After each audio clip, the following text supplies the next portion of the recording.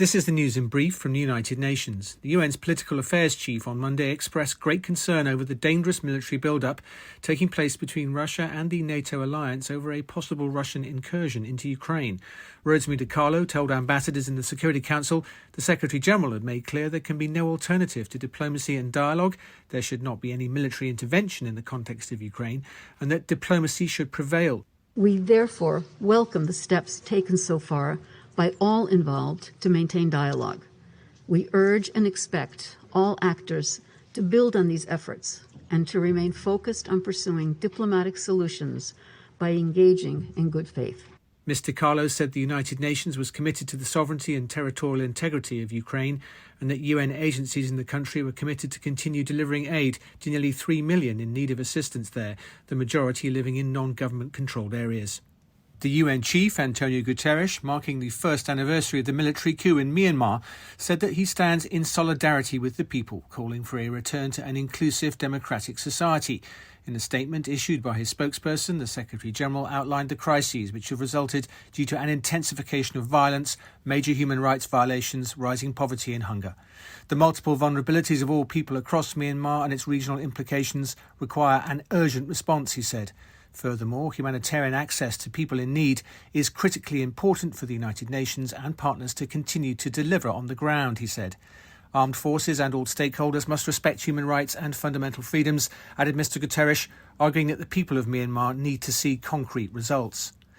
To mark Sunday's World Neglected Tropical Diseases Day, the World Health Organization, WHO, called for an international push to confront the inequalities that characterize the group of rare diseases known as NTDs and ensure the poorest and most marginalized, hit hardest, receive the health services they need. In his message for the day, WHO Chief Tedros Adhanom Ghebreyesus said the COVID-19 pandemic has thrust millions deeper into poverty and affected those who already have limited access to health services. The day provides an opportunity to re-energise momentum to end the suffering caused by a variety of pathogens, including viruses, bacteria, parasites, fungi and toxins. The group of 20 NTDs include rabies, dengue, leprosy, river blindness and sleeping sickness, affecting around 1 billion people worldwide. Matt Wells, UN News. This is the news in brief from the United Nations.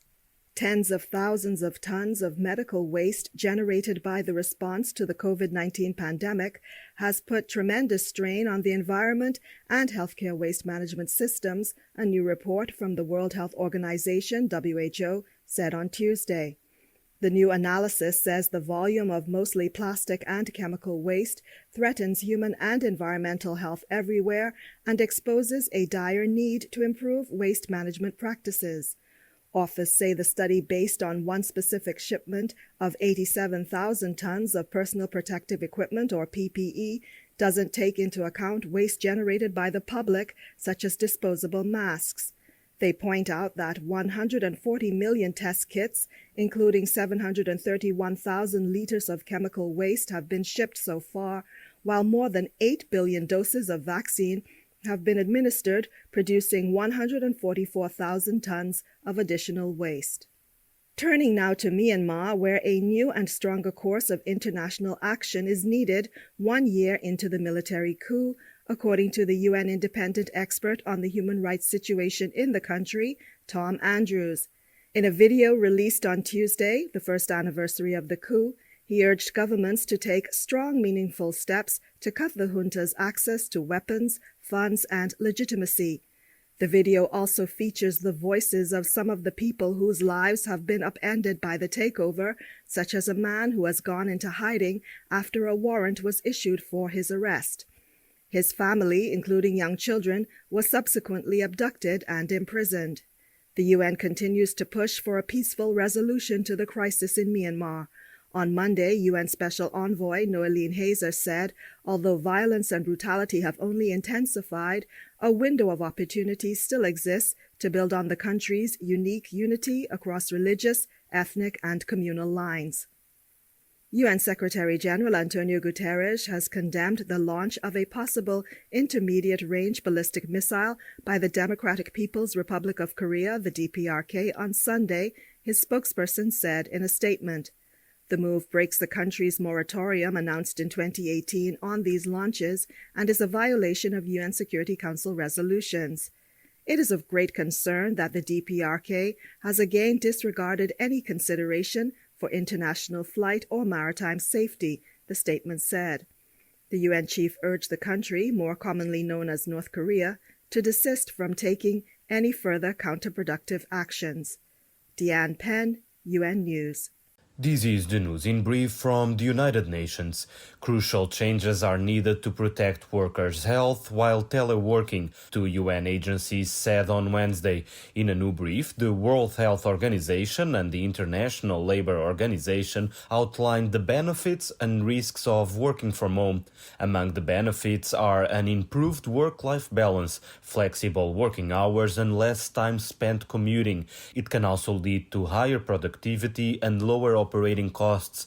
On the other hand, it can lead to isolation, depression, home violence, injuries, and an increase in smoking and alcohol consumption. According to the UN agencies, employers should ensure workers receive the right equipment, provide training to reduce the psychosocial and mental health impact, and establish the right to disconnect. In Iraq, 4 children have died and 2 have been maimed over the past week due to explosive devices left behind by combatants. According to the UN Children's Fund, these are not isolated incidents. Over the last year, 125 children were killed or maimed by explosive remnants of war and unexploded ordnance.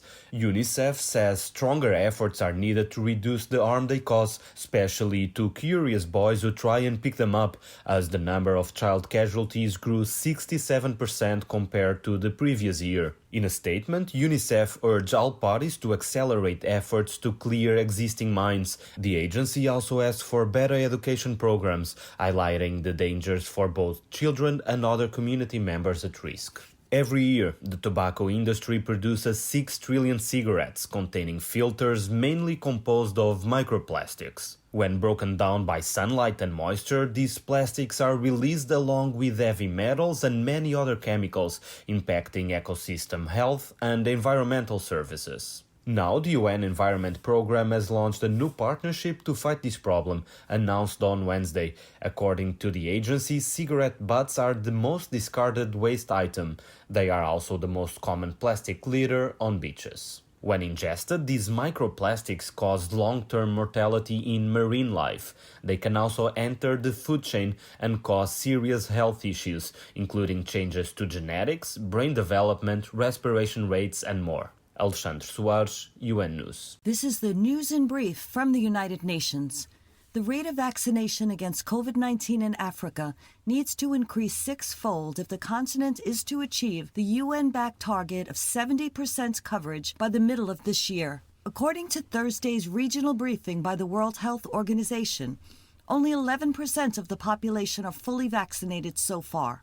WHO, the UN Children's Fund, and other agencies, including the International Red Cross, are launching a new initiative to resolve bottlenecks. Last month, 96 million doses were shipped to Africa, easing shortages and accelerating the vaccine rollout. Noting the need for a dependable pipeline to get doses out of storage and into people's arms, WHO's Regional Director for Africa, Mashida Moeti, explained that the partners are urgently working to fix operational challenges. In northwest Syria, at least 6 children were killed and 1 girl badly injured in the border town of Atme, according to UNICEF's acting regional director for the Middle East and North Africa, Bertrand Benvel. According to news reports, the attack was carried out by U.S. Special Forces targeting ISIL militants, including the terrorist group leader in Syria. Since the beginning of the year, violence has escalated heavily in and around Idlib, home to 1.2 million children in need of assistance. Many families in the area are internally displaced, having fled violence in other parts of the country. Now they are dealing with freezing weather conditions and record sub-zero temperatures. Harsh winter conditions have led to the deaths of at least 5 Syrian children in the north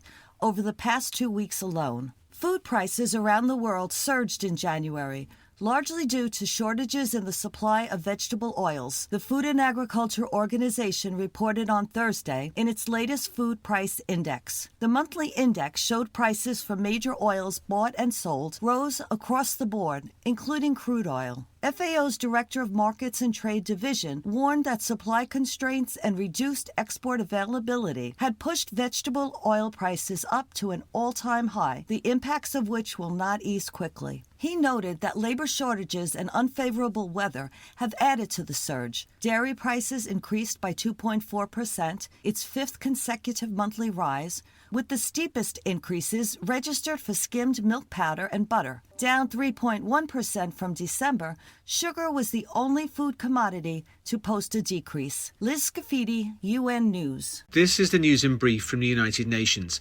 The World Health Organization-run International Agency for Research of Cancer, or IARC, launched a new cancer prevention framework on Friday, designed to promote more effective prevention against the disease worldwide. The initiative, timed to coincide with World Cancer Day, tackles what the agency describes as one of the most significant public health challenges of the 21st century. At least 40% of all cancer cases could be prevented with effective primary prevention measures, and further deaths could be reduced through the early detection of tumours. 1 in 5 people worldwide develop cancer during their lifetime, said the IARC. Some risk factors are common worldwide, said Dr. Caroline Espina, the IARC scientist who's leading the new World Code Against Cancer Framework project. However, certain infections are region-specific and, more importantly, socioeconomic and cultural conditions and access to effective cancer prevention interventions vary across regions, she explained. She said regional codes would be developed based on latest scientific evidence to boost cancer prevention. UNHCR, the UN Refugee Agency, and partners are rushing life-saving aid to more than 20,000 refugees after they fled clashes in Ethiopia's Benishangul Gumuz region, bordering Sudan and South Sudan. Fighting broke out on the 18th of January in the town of Tongo, reportedly between unidentified armed groups and federal forces, and the nearby camp hosting 10,300 refugees was looted and burned. This followed the looting of another camp in the area in late December. All humanitarian staff had to evacuate, and access to the area, including the 2 camps, remains impossible. UNHCR is working with the Ethiopian government's Refugee and Returnees Service to provide urgent assistance to displaced refugees, including hot meals, clean water and medical care. And finally, the majority of the world's poor live in rural areas, but reliable information on exact numbers and conditions is difficult to come by. To help improve data and combat global hunger more effectively, the UN's Food and Agriculture Organization, FAO, published a report on Friday in collaboration with the Oxford Poverty and Human Development Initiative, introducing an innovative new rural multidimensional poverty index. The database will broaden existing methods for measuring rural poverty by taking a closer look at food security, nutrition, education and living standards.